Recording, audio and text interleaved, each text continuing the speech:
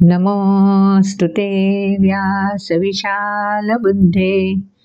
फुल्लारविन्दायतपत्रनेत्र येन त्वया भारततैलपूर्णः प्रज्वालितो ज्ञानमयः प्रदीपः। नारायणं नमस्कृत्य नरं चैव नरोत्तमं देवीं सरस्वतीं व्यासं ततो जयमुदीरयेत्। ॐ श्री परमात्मने नमः।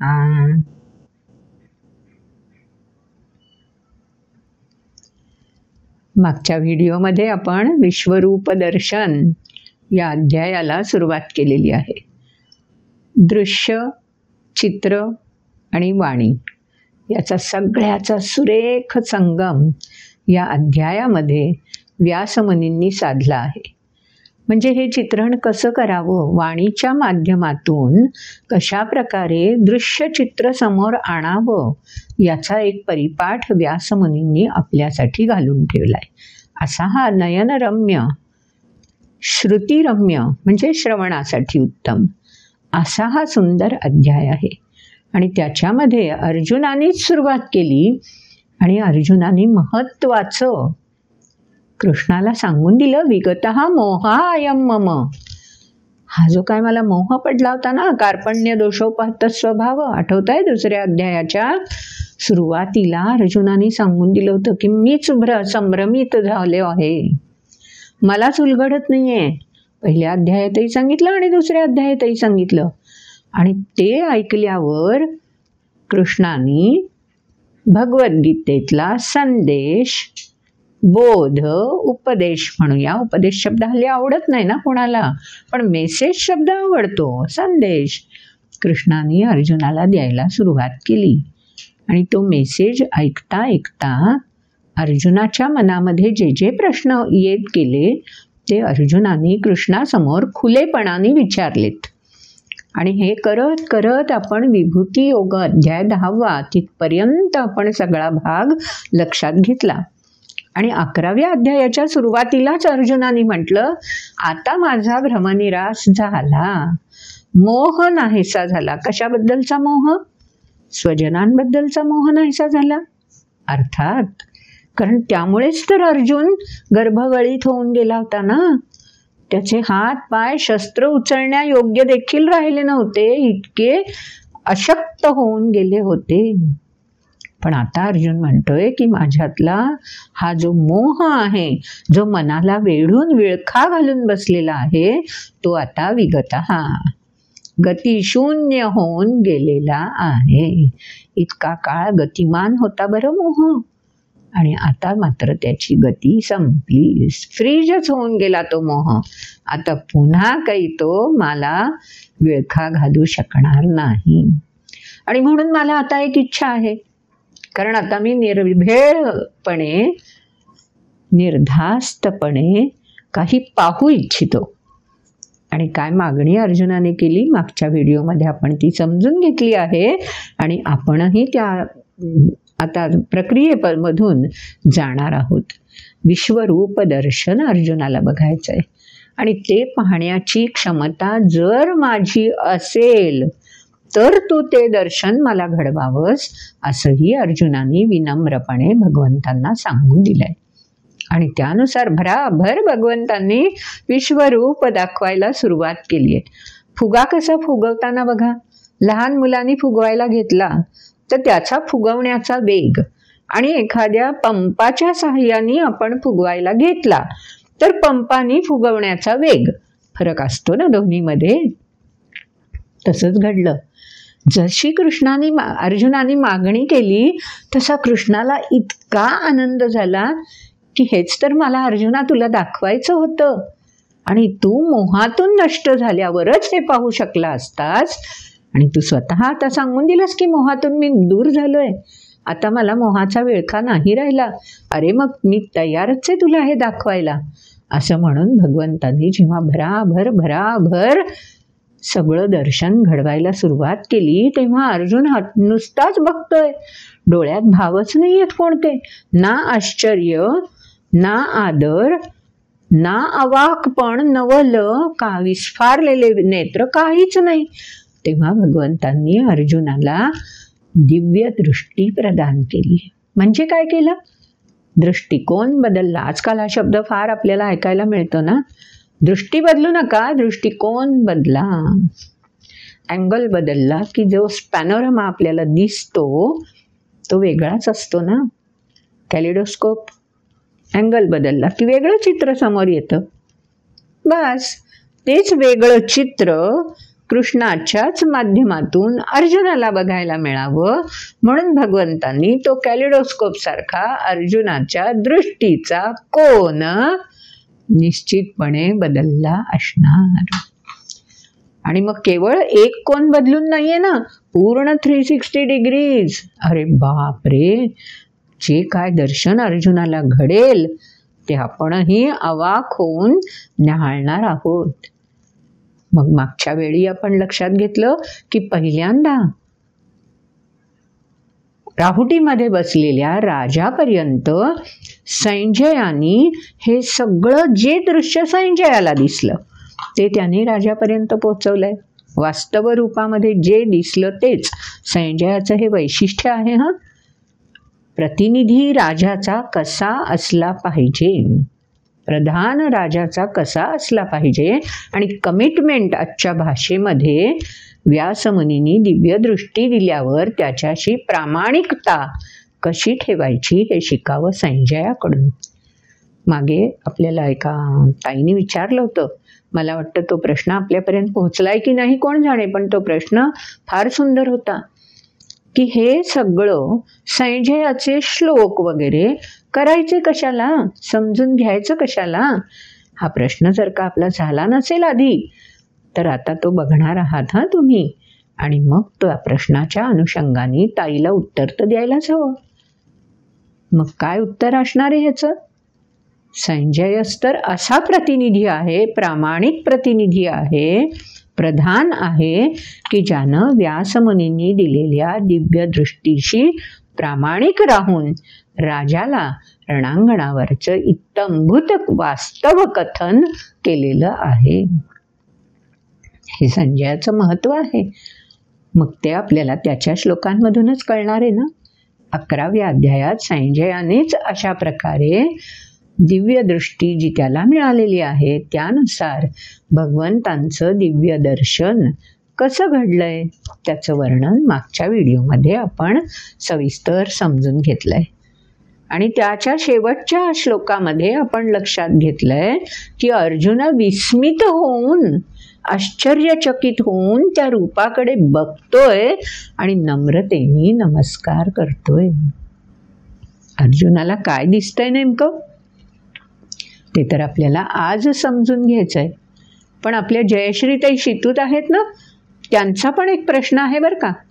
जसं स्वरदानी यांचे श्लोक का म्हणायचे विचारलंय, प्रश्न तर आपल्याला स्वरदाचा दिसेलच, तिनेच येऊन विचारलाय तो प्रश्न, तो बघालच आपण, त्याचं उत्तरही आत्ता दिलंच आपण. आता जयश्रीताईनं जो प्रश्न विचारलाय तो प्रश्न खूप मार्मिक आहे. संजयाला दिव्य दृष्टी मिळाली आहे, त्यांनी बघितलंय. अर्जुनाला दिव्य दृष्टी स्वतः भगवंतांनी दिली आहे, तोही बघणार आहे.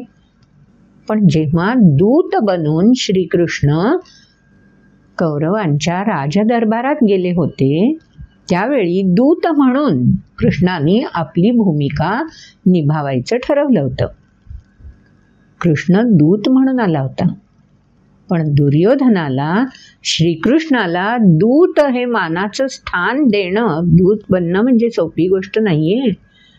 तेही एक सन्मान असतो, त्याचाही एक वेगळा आयाम असतो.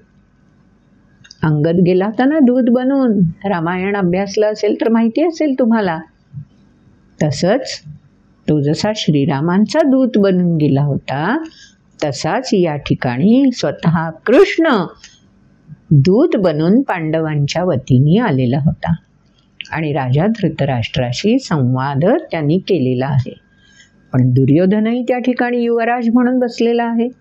दुर्योधन तर जणू काही मी राजाच होणारच आता 100%, अशाच खात्रीने सगळ्या दृष्टिकोन मगाशी बोललोय ना, तीच दृष्टी दुर्योधनाची मानसिकता तशीच आहे की जणू काही मीच राजा आता असणार. आणि म्हणून संवाद करताना जेव्हा दुर्योधनाने दूताला एक सन्मान जो द्यावा लागतो तो सन्मान सुद्धा देण्याचा प्रयत्न दुर्योधनाने केलेला नाही. आणि हा कसला दूत, हा तर काळ्या, यादव वगैरे वगैरे शब्दांनी त्याची हेटाळणी केलेली आहे.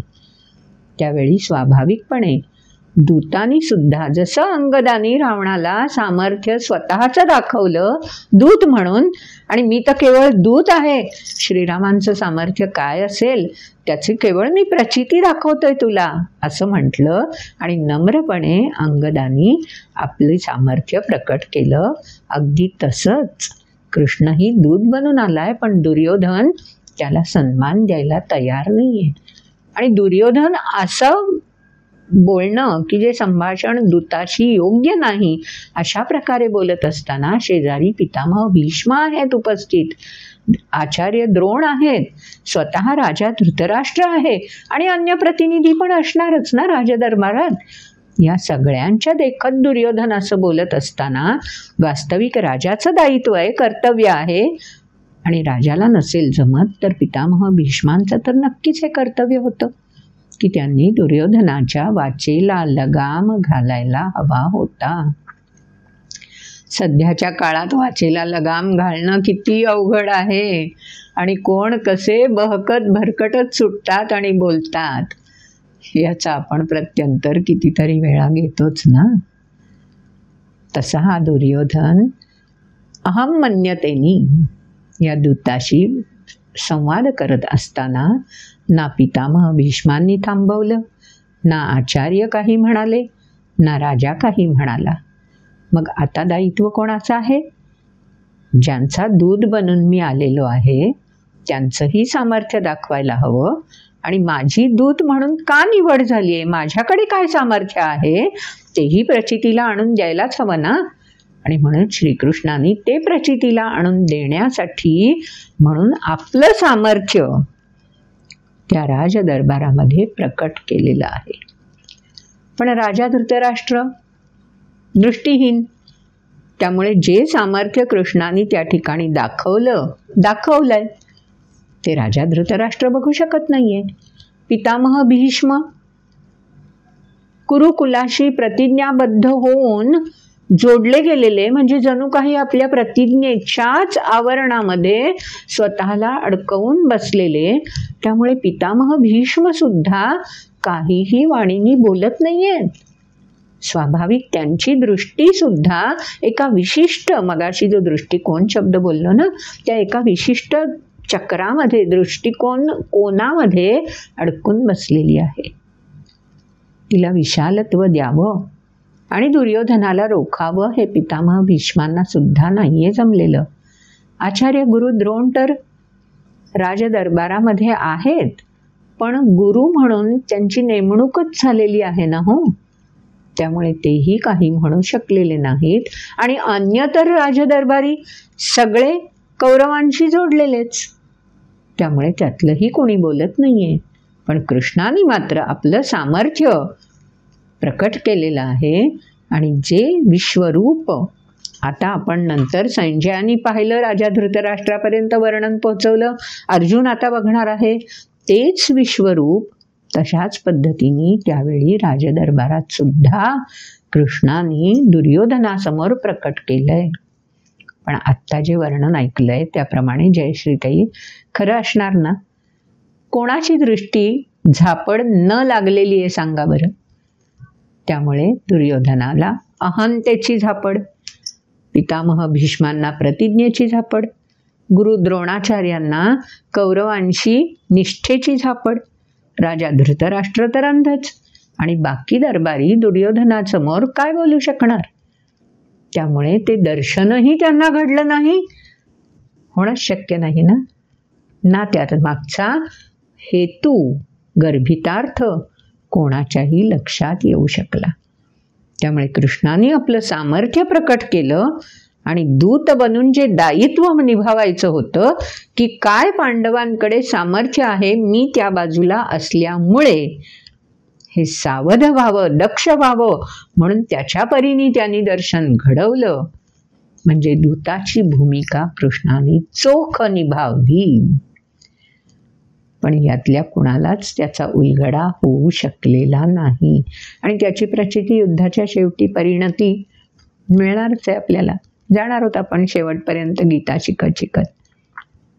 तेव्हा त्या ठिकाणी अशा प्रकारे कृष्णाने जरी विश्वरूप दाखवलं, यशोदामाईला सुद्धा विश्वरूप दाखवलं होतं कृष्णाने, पण यशोदामाई त्याची आई होती आणि अत्यंतिक प्रेमाने श्रद्धेने कृष्णाबरोबर तिचा व्यवहार होता, अशी झापड तिच्या डोळ्यावर नव्हती आणि त्यामुळे तिला ते ब्रह्मांड दिसलं होतं कृष्णाच्या द्वारे.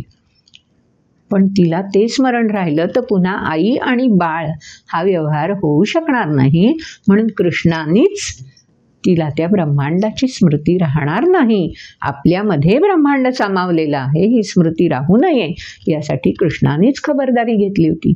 पण इथे तसं नव्हतं, उलट जागृत व्हावेत सगळेजण म्हणून कृष्णाने विश्वरूप दाखवलं होतं, पण ते समजण्याचा आवाकाच कोणाजवळ नव्हता.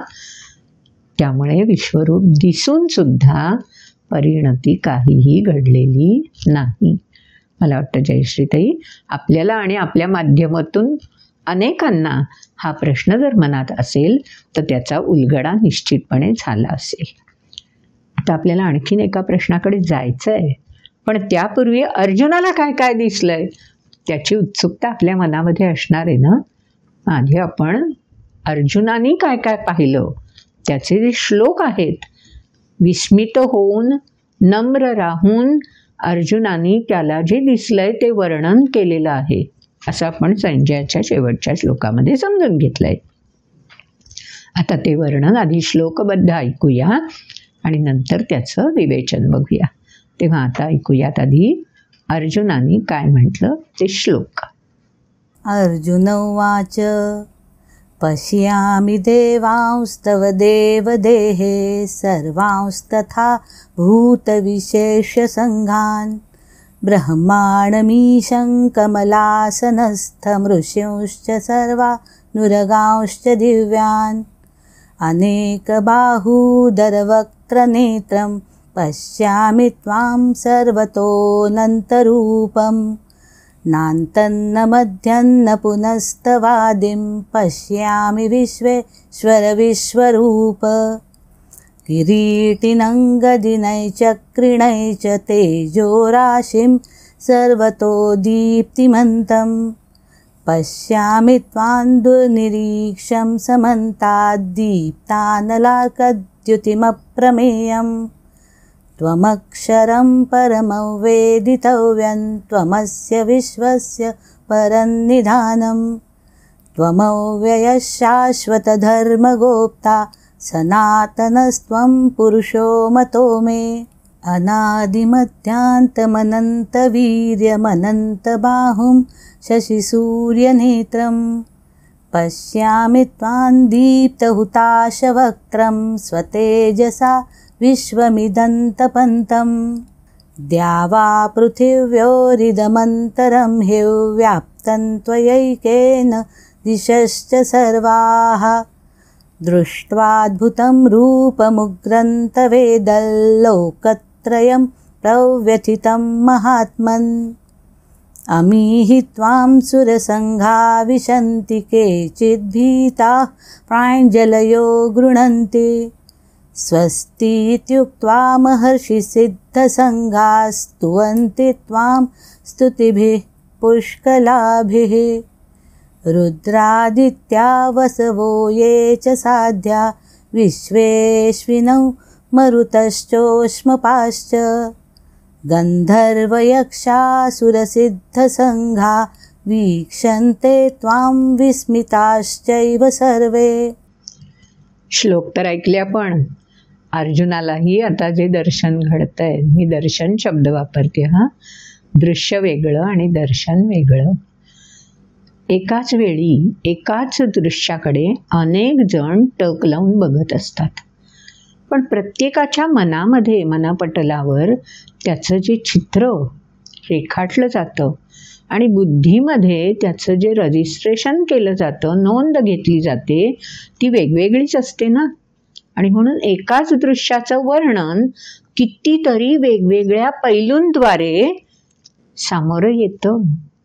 बीज एकच असतं, पण कणसात येणारे दाणे त्याच प्रकारचे असले तरी कितीतरी असतात ना वेगवेगळे.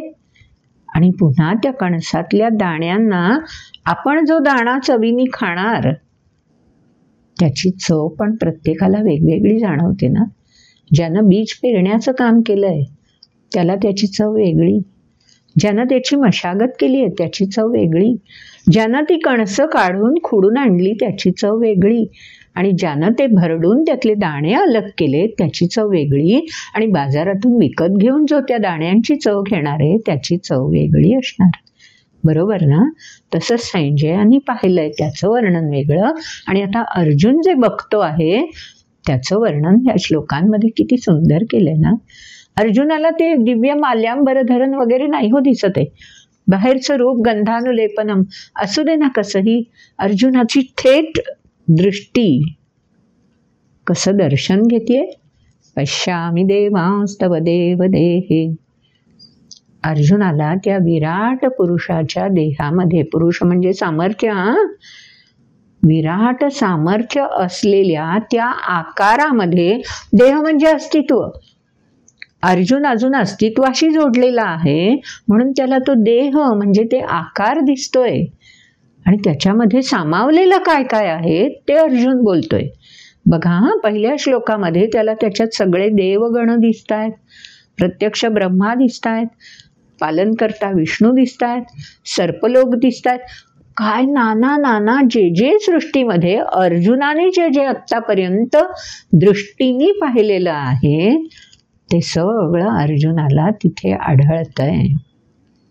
सुरुवात जे मला माहिती आहे किंवा जे माझ्याजवळ रजिस्टर झालेलं आहे तेच आधी नजरेत भरतं ना. मग आपली नजर आणखीन पुढचं दृश्य जे दिसत नाहीये, डोळ्यासमोर पटकन नाहीये ते आकलन होण्यासाठी, त्याच्याकडे धाव नंतरच असते. तसंच पहिल्या श्लोकामध्ये अर्जुनाला हे सगळे दिसलेत. ब्रह्माणमीशं कमलासनस्थ म्हणजे सृजनकर्ता, पालनकर्ता, आणि उरग म्हणजे सर्प म्हणजे जे गतिमान आहेत, असं सगळं त्याला त्या दृश्यामध्ये, त्या देहामध्ये, अस्तित्वामध्ये प्रचितीला येतंय. आणि पुढच्या श्लोकामध्ये अर्जुनाला काय लक्षात येतंय वेगळेपण. अनेक बाहुदर वक्त्र नेत्रम पश्यामि त्वां सर्वतोऽनन्तरूपम. अनेक बाहू, अनेक वक्त्र, वक्त्र म्हणजे मुख, अनेक नेत्र, उदर. बाबा बाबा कसं ते रूप दिसलं असेल अर्जुनाला. भौतिक जगाशी संबंधित दर्शन अजून अर्जुनाचं चालू आहे. आणि म्हणून त्याला ते कसं वाटतंय, सर्वतः अनंत रूपम.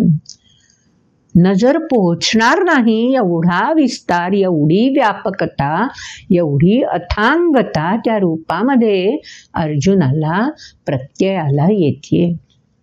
एखाद्या उंच उंच इमारतीकडे जेव्हा आपण बघतो किंवा गतीने जाणाऱ्या विमानाकडे जेव्हा आपण आपल्या घराच्या खिडकीतून बघतो, किंवा जमिनीवर उभं राहून जेव्हा अवकाशात फिरणाऱ्या गतिमान असणाऱ्या विमानाकडे आपण बघतो तेव्हा त्या विमानाचा आकार केवढासा दिसतो.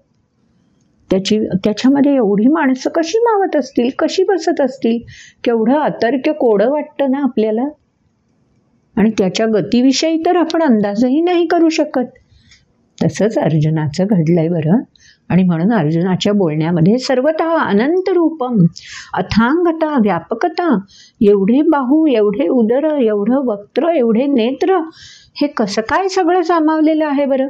केवढं अचाट सामर्थ्य असणारे या रूपाकडे असं अर्जुनाला जाणवतंय. तेवढ्या वेळामध्ये अर्जुन आणखीन पुढे जाऊन म्हणतोय, नांतन्न मध्यन्न पुनस्तवादी पश्यामी विश्वेश्वर विश्वरूप. तुमची आमची दृष्टीची धाव कुठपर्यंत हो. विश्वाच्या मर्यादेतच आपण सगळे आहोत ना. त्यामुळे विश्वरूपच जणू काही, संपूर्ण विश्व म्हणजेच जणू काही त्याचं रूप आहे असं अर्जुनाला दिसतंय. दर्शन वेगळं, दिसणं वेगळं. आणि काय दिसलं अर्जुनाला? न अंत, न मध्य, न आदी. आदी नाही, मध्य नाही, अंत नाही. जिकडे पाहावे तिकडे दिसशी अनंता. तशी अर्जुनाची स्थिती झाली आहे खरी. पण तेवढ्यात त्याला ते बघता बघता काय जाणवलं?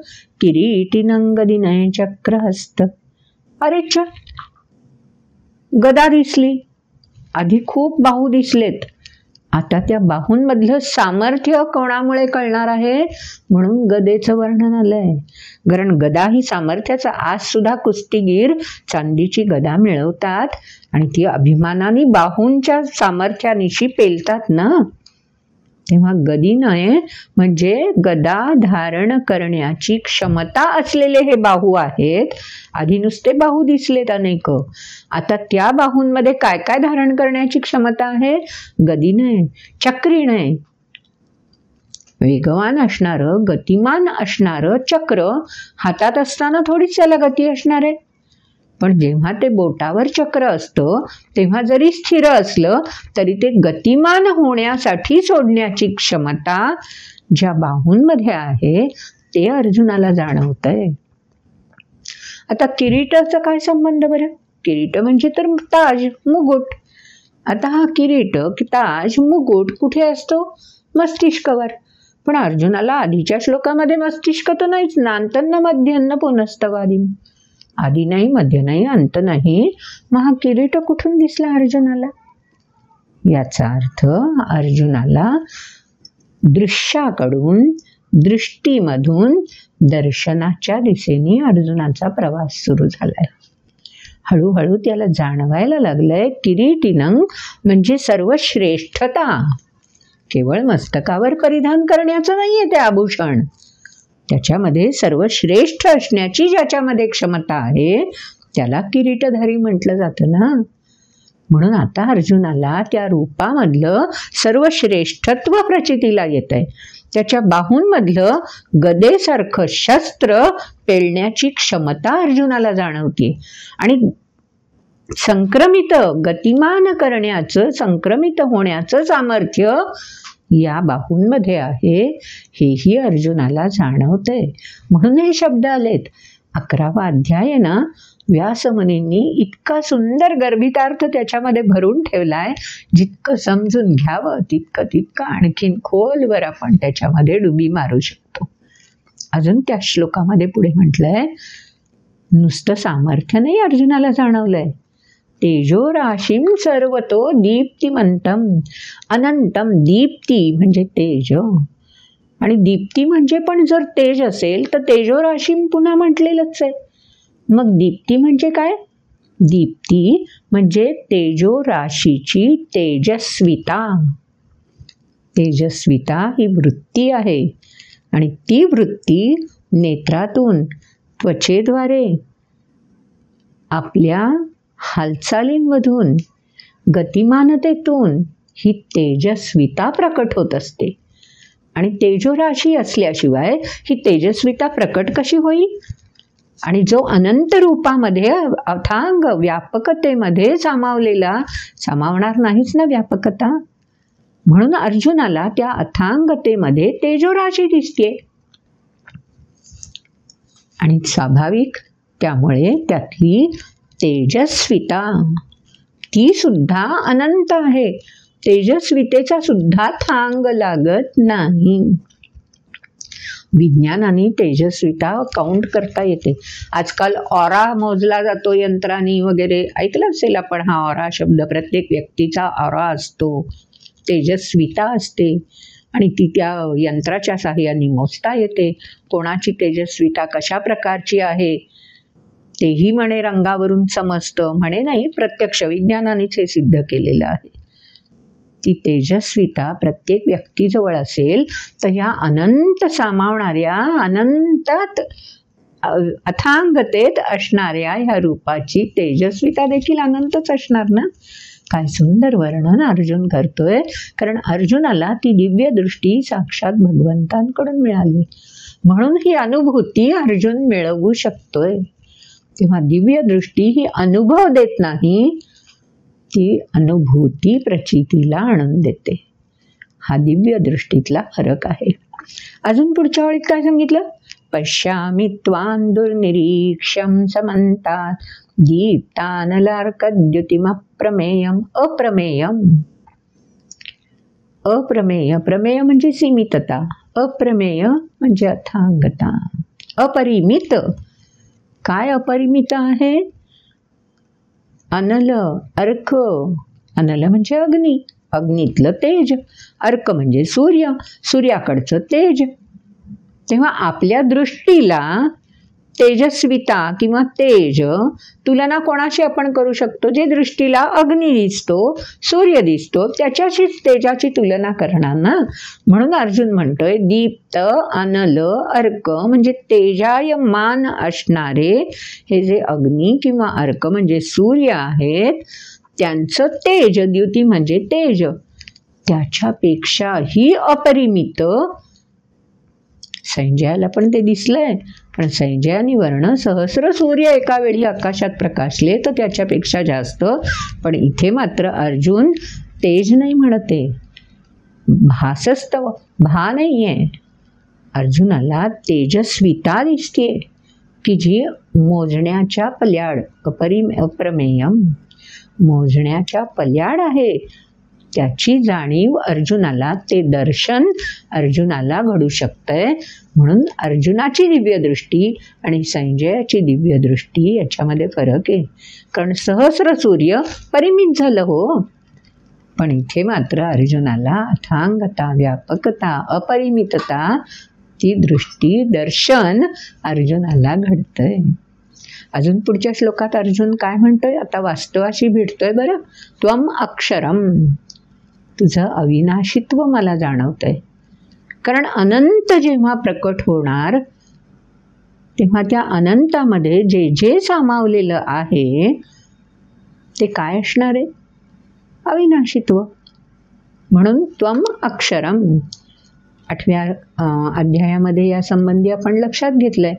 त्याची प्रचिती, त्याचं दर्शन अर्जुनानेच केलेल्या मागणीनुसार भगवंत घडवतायत. अजून काय पुढे म्हणलं? परमं वेदितव्यं, श्रेष्ठ, जाणण्यासारखं जे जे म्हणून श्रेष्ठ आहे, जाणीवेच्याही पल्याड असणारं वेदितव्य, शब्दातीत केवळ जाणीवेतच प्रचितीला येईल असं श्रेष्ठ म्हणून जे काही आहे ते प्रत्ययाला येतंय. अजून पुढे म्हणलंय त्वम अस्य विश्वस्य परन्निधानम. निधान म्हणजे सर्व समावेशकता. कशाला, कशाची सर्व समावेशकता? विश्वस्य, ईशावास्यमिदं सर्वं जगत. ईशोपनिषदातली ही पहिली ओळ आहे. त्या ईशानीच हे सर्व पांघरून घेतलेलं आहे. तेच या ठिकाणी व्यासमुनी वर्णन करतायत अर्जुनाच्या मुखातून, कारण त्याला दिव्यदृष्टी प्राप्त झालेली आहे. म्हणून पुढे जाऊन अजून अर्जुन म्हणतोय आणखी मला काय जाणवतंय? त्वम अव्ययः, व्ययच नाही होते. अथांगता सीमित व्हायलाच तयार नाहीये.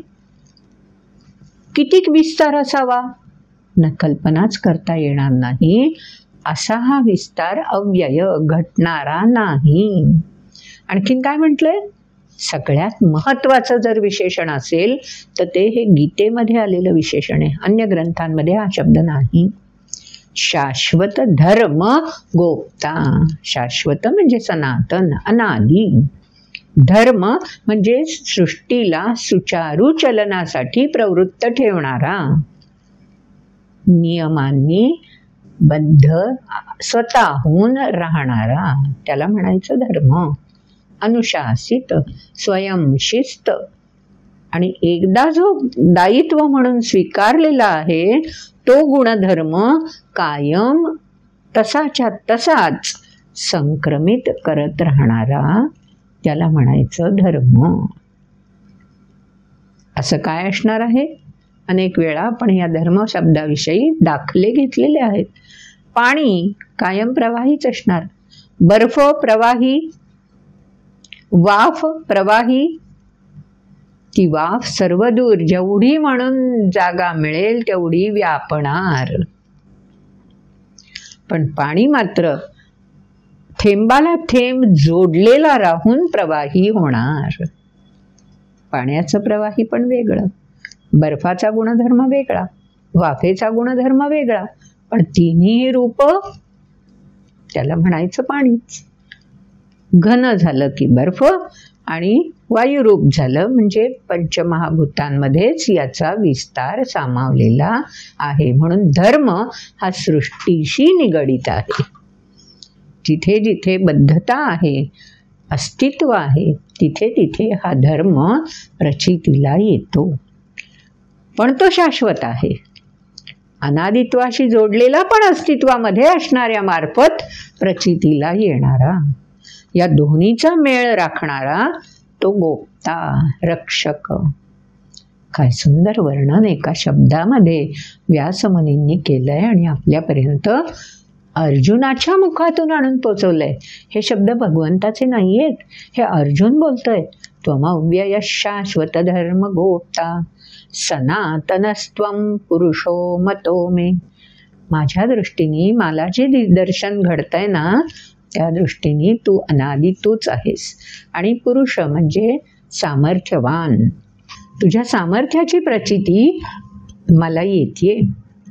तुझ्या अथांगतेतून, व्यापकत्वातून आणि सनातनत्वातून, अनादित्वातून तुझं सामर्थ्य मला आता प्रचितीला येतंय. आणि म्हणून मग पुढच्या श्लोकामध्ये अजून अर्जुन वर्णन करतोय. अनादिमध्यांतमनंत वीर्यमनंत बाहुं शशिसूर्य नेत्रम. आता त्याचं लक्ष नेत्रांकडे जात आहे. आधी बाहूंचं पुन्हा एकदा सामर्थ्य त्यांनी वर्णन केलंच आहे. काय वर्णन केलंय? अनादि मध्य अंत अनंत वीर्य. दर्शन घडायला सुरुवात झाल्यापासून ते आत्तापर्यंत तहत सातत्याने तुझ्या सामर्थ्याचीच प्रचिती. वीर्य सामर्थ्य बाहूंमध्ये पण असतं, पण वीर्य म्हणजे ज्याच्यामध्ये तेज सामावलेलं आहे असं सामर्थ्य, म्हणून वीर्य शब्द आलाय. आणि अनंत वीर्य असं अनंत सामर्थ्य मी जे वर्णन नाही करू शकणार, तेजोवलयानी वेढलेलं जे सामर्थ्य आहे त्याची प्रचिती मला आता मिळायला लागलेली आहे. त्याचं दर्शन मला घडतंय. आणखीन पुढे अर्जुनाने म्हटलंय अनंत बाहूंचं वर्णन झालं. तेजस्वी असणारं सामर्थ्य. बाहूंमधलं सामर्थ्य दोन प्रकारे व्यक्त होतं. महाभारतात तर त्याची प्रचिती आपल्याला अनेक वेळा मिळते, पण आजकाल सुद्धा दगड उचल आणि फेक आणि दुसऱ्याची हानी, नुकसान, दुसऱ्याला इजा होईल अशा प्रकारे त्या दगडाला बाहूतल्या सामर्थ्याने गती देणारे तेही बाहूतलंच सामर्थ्य. त्याला वीर्य म्हणू आपण कधी, ते तेज असेल कधी. आणि तेच सैनिकांनी आपल्या खांद्यावर पेललेल्या बंदुकीतून गैरवर्तन करणाऱ्याला शासन म्हणून बाहुतल्या सामर्थ्याचा उपयोग करणं, किंवा अगदी आईनी मुलाला चांगलं संस्कार मिळावेत, वळण लागावं म्हणून पाठीत एखादा धपाटा घालणं. वीर्य लक्षात आलं कशामध्ये आहे? अर्जुन तेच म्हणतोय. अनादि मध्यांत मनंत वीर्य मनंत बाहुं. बाहूंचं वर्णन या आत्ताच्या श्लोकांपर्यंत आलं. आता पुढचा शब्द आहे शशी सूर्य नेत्रम. जसं सामर्थ्य 2 प्रकारचं आहे आणि वीर्य बनून तेजायमान बनून तुमचं सामर्थ्य मला प्रचितीला येत आहे, तसंच तुमच्या नेत्रांमधून सुद्धा सूर्याचं तेज असावं तसं तेजही दिसतंय. आणि त्याच वेळी चंद्राचं स्नेहमय शीतलता जी आहे ना, तो जो किरणांचा स्पर्श आहे ना, तो स्पर्शही मला जाणवतोय. एकाच वेळी अर्जुनाला अशा प्रकारचं दर्शन, एकामध्ये आश्वासक भाव जो चंद्राच्या किरणांचा स्पर्श झाल्यावर आपण अनुभवतो, आणि एका स्पर्शामधून तेजस्विता प्रत्ययाला येते, तो प्रतीक म्हणजे सूर्य. म्हणून नेत्रांमध्ये हे दोन्ही प्रकट करण्याचं तुझं सामर्थ्य आहे, तेही मला दर्शन घडतंय. अजून पुढच्या ह्याच्यामध्ये म्हटलंय, आता अनल शब्द आधी येऊन गेलाय, अग्नी. म्हणून पुढच्या शब्दांमध्ये पश्यामि त्वां दीप्त हुताश वक्त्रं. हुताश हे अग्नीचं नाव आहे. तेजायमान असणारा अग्नी, की जो हिणकस जे आहे, हानिकारक जे आहे, त्याला स्वाहा करतो. आपण हुताशनी साजरी करतो ना, तेव्हा काय करतो? जे हीण आहे, जे बाधक आहे, त्या सगळ्याचा स्वाहाकार करणारा जो अग्नी आहे, तो हुताश अग्नी. तोही दीप्तिमान झालेला आहे, पण कशाद्वारे? वक्त्रम. मुखाद्वारे हा अग्नी जो प्रकट होतोय, तो हिणकस जे आहे त्याचं अस्तित्व मिटवून टाकणार आहे. ही वाचेची शक्ती आहे. वाचा शाप पण देते आणि वाचा वरदान पण देते. मग भगवंतांचं जे वाचा दिसतेय, वाणी दिसतेय, मुख दिसतंय, ते कसं दिसतंय? दीप्त हुताश वक्त्रम. जे हिणकस आहे त्याला शोषून घेणारं असं हे वक्त्र मुख अर्जुनाला प्रचितीला येतंय. स्वतेजसा विश्वमिदं तपंतम. आणि या संपूर्ण विश्वाला तपंतम म्हणजे सूर्य जसा एकदा तापन बनला की जीव जंतू किडे मकोडे जिथे जिथे अनारोग्य आहे तिथे तिथे प्रकाश पसरवतो आणि अनारोग्यता दूर करतो, तसंच तुझ्या वक्त्रामधून हा हुताशरूपी अग्नी सगळं जे हिणकस आहे त्याचा स्वाहाकार करताना मला दर्शन घडतंय. काय सुंदर अर्जुनाने वर्णन केलंय. आता हा संदर्भ वाचत असताना मला असं वाटतंय की हितेशचा एक प्रश्न मनात आलेला असणार, आणि हितेशनी काय प्रश्न विचारलाय तो आपण मध्ये एकदा प्रश्न पण ऐकूया. खरं तर आपण वर्णनाच्या ओघात आहोत, आपल्याला अर्जुनाला काय काय दिसतंय ते बघायचंय, पण स्वतेजसा विश्वमिदं तपंतम वाचल्यावरती कदाचित हा प्रश्न आपल्याही मनात आलेला असेल. म्हणून मग तो प्रश्न आपण हितेशचा ऐकूया आणि मग त्या प्रश्नाचं विवेचन करत आपण पुढच्या श्लोकांकडे जाऊया. ऐकूयात हितेशचा प्रश्न. तेज तत्व म्हणजे नक्की काय आणि त्याचा आपल्याला रोजच्या जीवनात कसा उपयोग होतो? असं म्हणतात की गायत्री मंत्राचा जप ही मूलभूत साधना आहे. त्याशिवाय इतर कुठलीही साधना फळास येत नाही. आणि गायत्री मंत्राचा जप केल्याने आपल्यातलं तेज वाढतं. म्हणजे नक्की काय होतं? ऐकलात ना हितेशचा प्रश्न? त्यानं खूप मूलभूत प्रश्न विचारलाय बरं. तेज तत्व म्हणजे काय? तेज म्हणजे काय त्याला नकोय, कारण ते आत्ताच्या वर्णनात त्याने ऐकलेलं आहेच आहे, त्याचा उलगडा त्याला झालेलाच असणार आहे. पण तेज तत्व म्हणजे काय हे समजून घ्यायचं असेल तर आपल्याला सृष्टीतल्या अनेक उदाहरणांचा मागोवा घ्यावा लागेल. एखादी वस्तू एखाद्या जागी स्थिर असणं आपल्याला कळतं.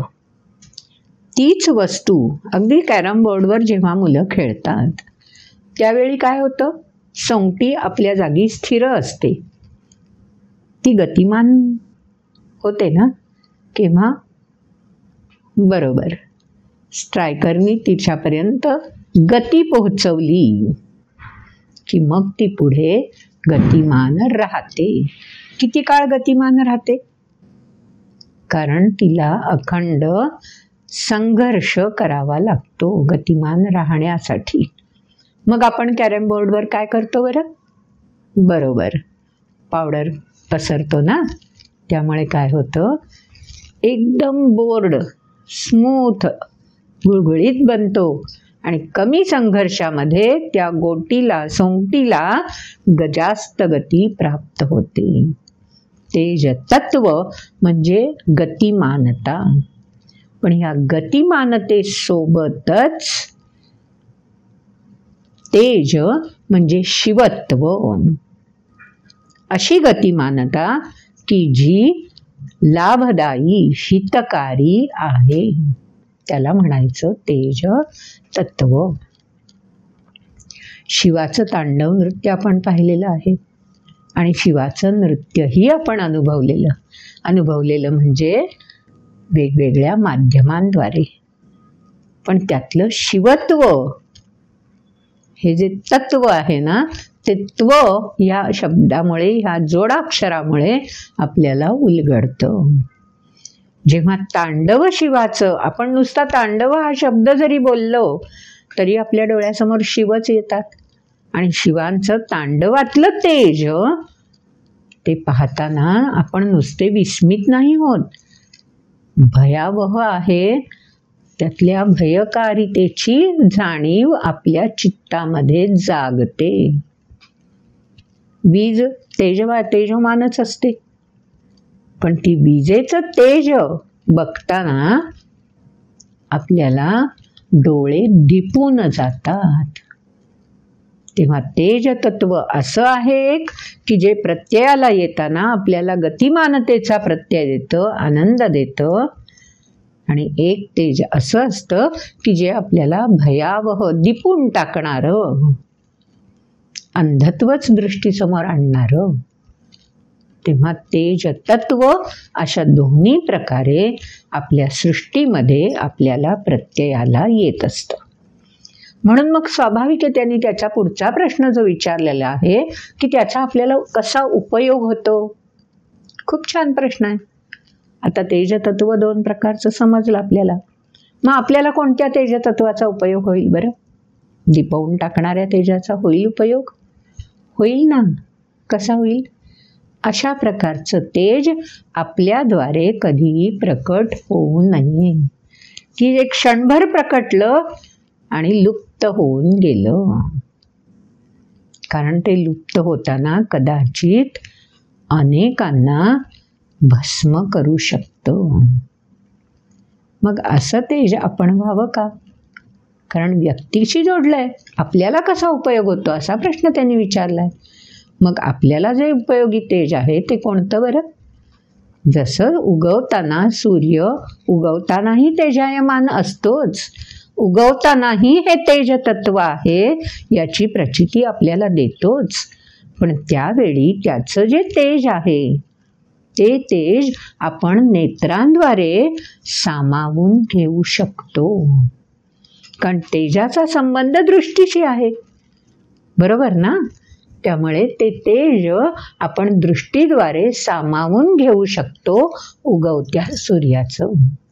कारण त्यावेळेला त्या तेजामधली गतिमानता ही अस्तित्व असणाऱ्या तुम्हा आम्हाला सुसह्य असते. आपल्या नेत्रांद्वारे ती स्वीकारण्याची क्षमता आपल्याकडे असते. पण बालकाला तेवढं तेजही नाही सहन होत, कारण तेवढी क्षमता विकसित झालेली नाहीये. म्हणजे तेज तत्व स्वीकारण्यासाठी आपली क्षमता वृद्धिंगत करत राहणं आवश्यक आहे.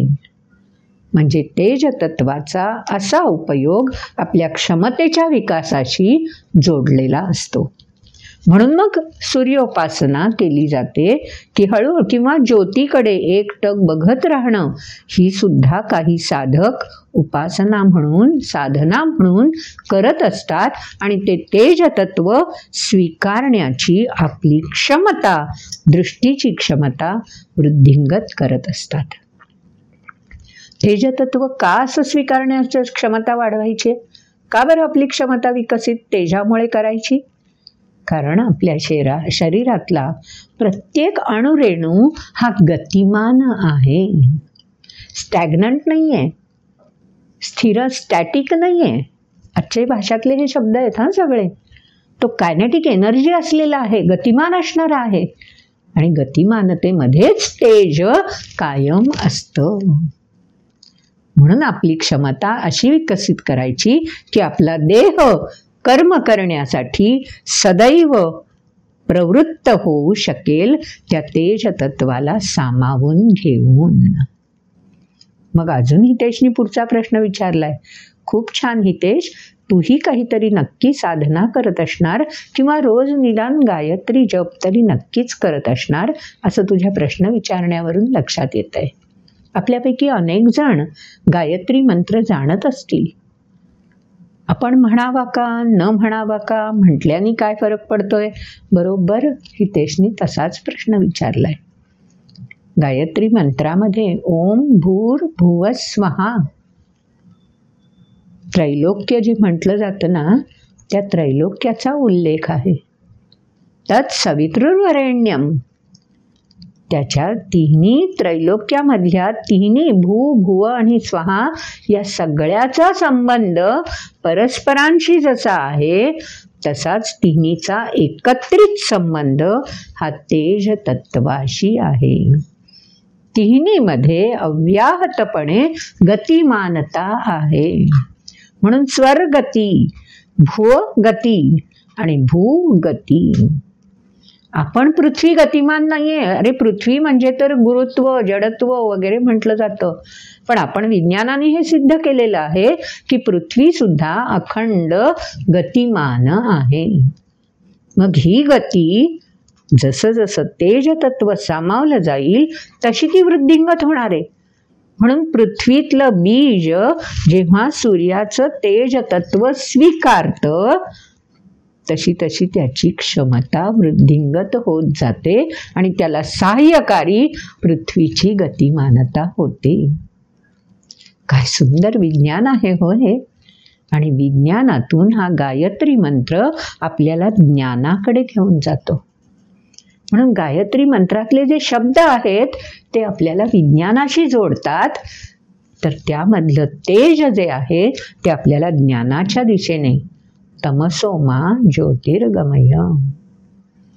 तमस म्हणजे अज्ञान की जे जडत्वाशी जोडलेलं आहे, सृष्टीशी जोडलेलं आहे, भौतिकतेशी जोडलेलं आहे.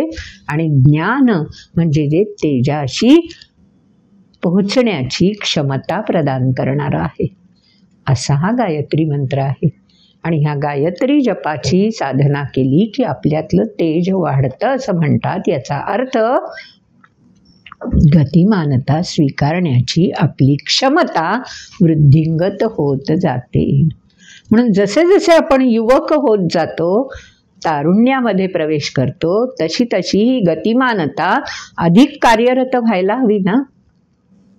तरच आपल्याला हे वरदान स्वरूप जे देह साधन म्हणून मिळालंय, शरीर माध्यम खलु धर्म साधनम, ते धर्माचा प्रत्यय देण्यासाठी, सृष्टीचं सुचारू चलन राहण्यासाठी जर आपल्याला वापरायचं असेल साधन म्हणून हे देह, तर तेज तत्व सामावून घेण्याची क्षमता विकसित होणं आवश्यकच आहे ना.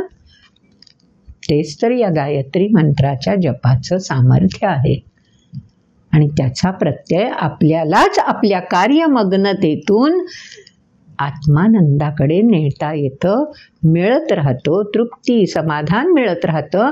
आणि अधिकाधिक क्षमतेने आपण सृष्टीच्या सुचारू चलनासाठी, धर्मगोप्ता होण्याच्या दिशेने आपण प्रयत्नशील होऊ शकतो.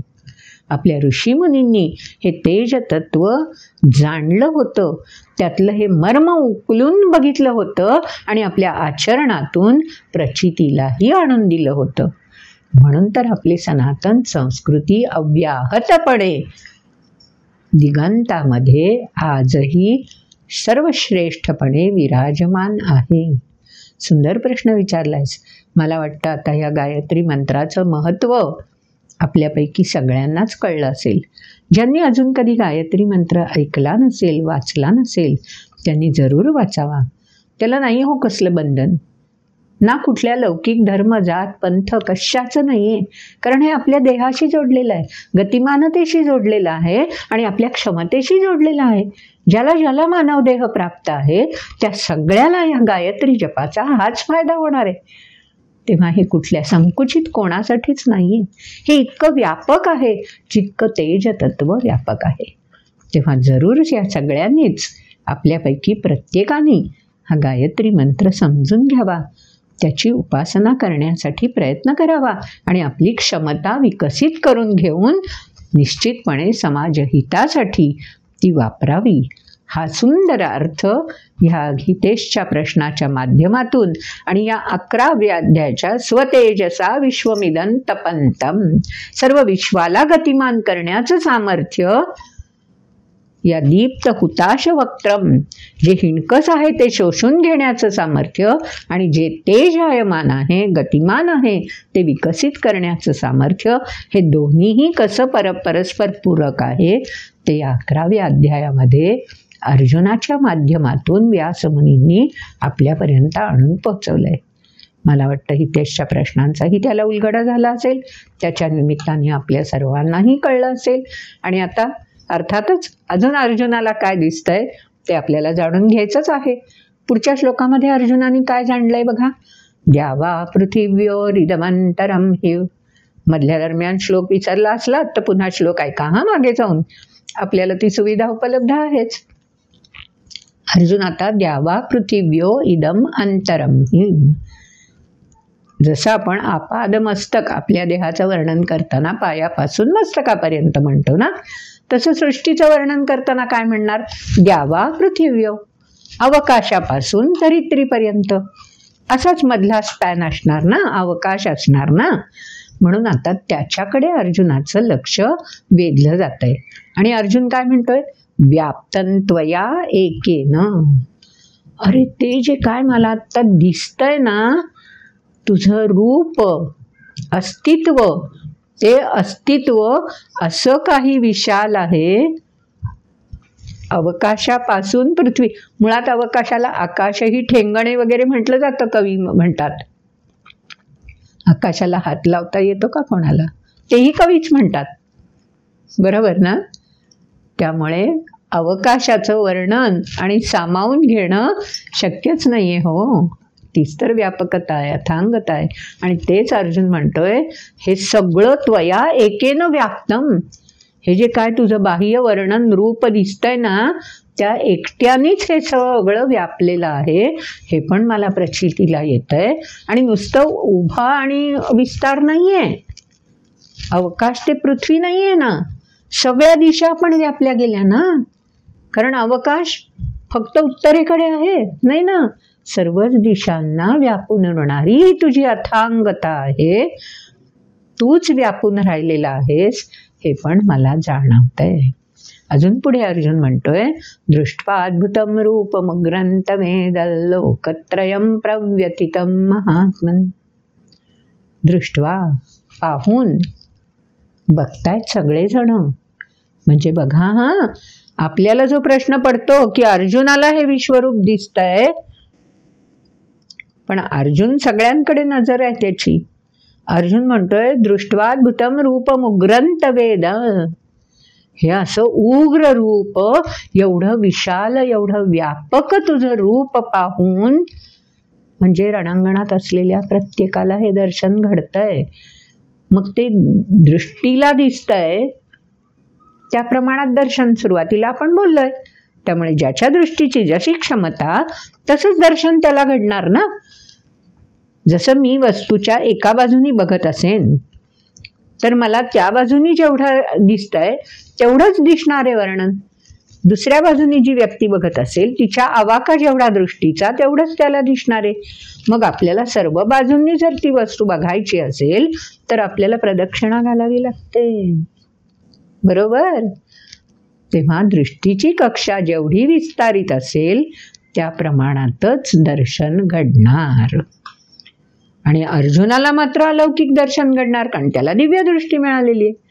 तेव्हा रणांगणावरच्या प्रत्येकाची जशी ज्याची क्षमता, अर्थात या रणांगणावरच्या प्रत्येक व्यक्तीपेक्षा संजयाची क्षमता काकणभर सरस असणार, कारण त्यालाही व्यासमुनींनी दिव्य दृष्टी दिली. आणि अर्जुनाची क्षमता तर साक्षात भगवंतांनी दिलेली आहे दिव्य दृष्टी, कारण त्यानंच उत्सुकता व्यक्त केलेली आहे. त्यामुळे ज्याची जशी उत्सुकता तसं त्याला ते दर्शन घडलेलं आहे. आणि म्हणून अर्जुनाला जाणवत आहे की अवतीभोवतीचं जे जे सगळे आहेत ते काय झाले, लोकत्रयम प्रव्यथितम महात्मन. अरे नुसते मानव नाहीत आजूबाजूचे, तर लोकत्रय, भूर्भुव स्वहा, त्रैलोक्यामध्ये हे अद्भुत अलौकिक असं रूप पाहून काय घडलेलं आहे, प्रव्यथितम, व्याकुळता. आणि म्हणून इथे कृष्ण शब्द नाही वापरला. कृष्णाला समानार्थी जेवढे म्हणून शब्द आधी अर्जुनाने वापरलेत त्यातला कुठलाच इथे वापरला नाहीये. आता कृष्णाला उद्देशून अर्जुन काय म्हणतोय, महात्मन. कारण आता अर्जुनाला त्याची अथांगता, व्यापकता, व्याप्त करण्याची क्षमता अर्जुनाला जाणवायला लागली आहे. आणि म्हणून अर्जुन कृष्णाला सहजपणे महात्मन म्हणून जातोय. अजून पुढच्या श्लोकात अर्जुन काय म्हणतोय, आम्ही हि त्वाम सुरसंघा विशंती. कारण द्यावा पृथ्वी आहे ना, त्यामुळे अवकाशामध्ये कोण आहेत, सुरसंघ, जे जे दिव्यत्वाची प्रचिती प्राप्त करणारे. आपण मागे एक उपनिषदातली गोष्ट ऐकली ती बघा, देव, दानव आणि मानव तिघही ब्रह्मदेवाकडे गेले होते ज्ञान संपादन करण्यासाठी, आणि प्रत्येकाला द हे अक्षर दिलं होतं. आठवतीये गोष्ट? नाहीतर बघा मागचे व्हिडिओ, त्याच्यात सापडेलच ही गोष्ट, काढा शोधून. आणि त्यानुसार देवत्व ज्यांना प्राप्त झालेले आहे असे जे समुदाय आहेत ते त्या व्याप्त रूपामध्ये प्रवेश करतायत, विशंती. त्या अर्जुनाला जाणवतंय की हा अथांग व्यापक विस्तार असलेला जे महात्मन आहे, त्याला आता महात्मन म्हटलंय हा अर्जुनाने, काहीतरी नाव द्यायला महात्मन म्हटलंय. या महात्मनमध्ये हे सगळे सुरगण आनंदाने सामावलेले अर्जुनाला दिसतायत. अजून कोण कोण दिसत आहेत, केचित भीता प्रांजलयो गृणंती. गृणंती म्हणजे स्तवन करतायत, प्रार्थना करतायत. का? कारण हे अवाढव्य विस्तार पाहिल्यावर दडपून जाते हो आपली सुद्धा छाती. विशाल रूप पाहिलं एखादं की छोट्या बालकाला जसं हत्ती दिसल्यावर सुद्धा दडपून जायला होतं.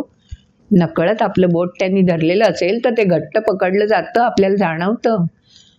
तसंच इथे हे विशालत्व प्रत्ययाला येताना केचित भीता प्रांजलयो, हात जोडून गृणंती, स्तुती करतात की मला हे स्वीकारण्याची क्षमता दे, प्रार्थना करतात. अजून पुढच्या वेळीत काय सांगितलं, स्वस्ती इति उक्त्वा. स्वस्ती इति उक्त्वा कोण, महर्षी.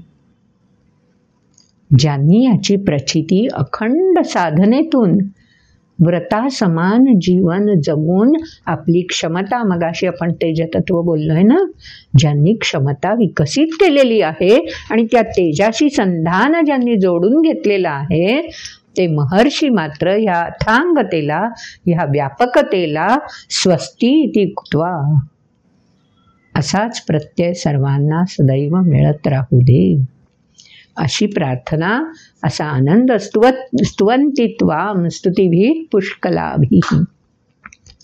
वैविध्यपूर्ण भावनायुक्त स्वरांनी हे सगळे महर्षी त्या व्यापक अशा अनंत अशा रूपाचं स्तवन करतायत. प्रत्येकाचा दृष्टिकोन बघा कशा आहे. केचित भीता सुरसंघा विशंती, आणि महर्षी तर स्वस्ती इति उक्त्वा, त्यांना दडपण नाही आलंय, उलट ते विलसित झालेत, आनंदित झालेत आणि ते स्तुती करतायत. एका श्लोकामधून व्यासमुनींनी केवढं विशाल दर्शन घडवलंय. दर्शन, म्हणून दृष्टी दर्शनापर्यंत घेऊन जायची. पुढच्या श्लोकात अजून काय म्हटलंय? रुद्रादित्या वसवो ये च साध्या विश्वेश्विनौ मरुतश्चोष्मपाश्च. आता तिथले बारकावे अर्जुनाला दिसत आहेत. हे सगळं वर्णन अर्जुन करतोय बरं. त्यामुळे ह्या त्रैलोक्यामध्ये अर्जुनाला जे जे प्रचितीला येतंय, तुम्ही गंमत पाहिली आहेत कधी? आपण आकाशाकडे संध्याकाळी, दुपारी, दुपारी बघणं अवघडच असतं. तेजायमान सूर्य असतो ना आकाशात, बघणं कठीण असतं. पण सकाळी आणि संध्याकाळी जर आपण आकाशाकडे बघितलं ना, तर नाना ढग दिसतात हो. इकडून तिकडे फिरत असतात. वायू त्यांना पळवत असतो. कधी एकत्र आणत असतो, कधी दूर दूर घेऊन जात असतो. त्या ढगांचे आकार किती असतात, कोणते असतात, वर्णन करू शकतो? आत्ता या क्षणाला एक आकार दिसेल तर दुसऱ्या क्षणाला वेगळाच आकार दिसतो. तिसऱ्या क्षणाला तो आकारच नष्ट झालेला दिसतो आणि नवीनच आकार कुठला तरी आपल्या समोर येतो. दिसतं ना असं दृश्य? हे तर विज्ञान आहे. आपल्या दृष्टीला दिसणारं, चर्मचक्षूंना दिसणारं. इथे तर अर्जुनाला दिव्य दृष्टी आहे. मग अर्जुनाला काय काय दिसतंय? जे देवगुण सुरसंघा विशंती म्हटलंय ना, आता त्यांचं वर्णन अर्जुन करतोय. काय काय दिसतंय? रुद्र, आदित्य, जे सुरुवातीला भगवंतांनी शब्द वापरले होते ना, हे बघ अर्जुना. पण त्यावेळेला अर्जुनाला दिव्यदृष्टी नव्हती म्हणून काहीच दिसलं नव्हतं.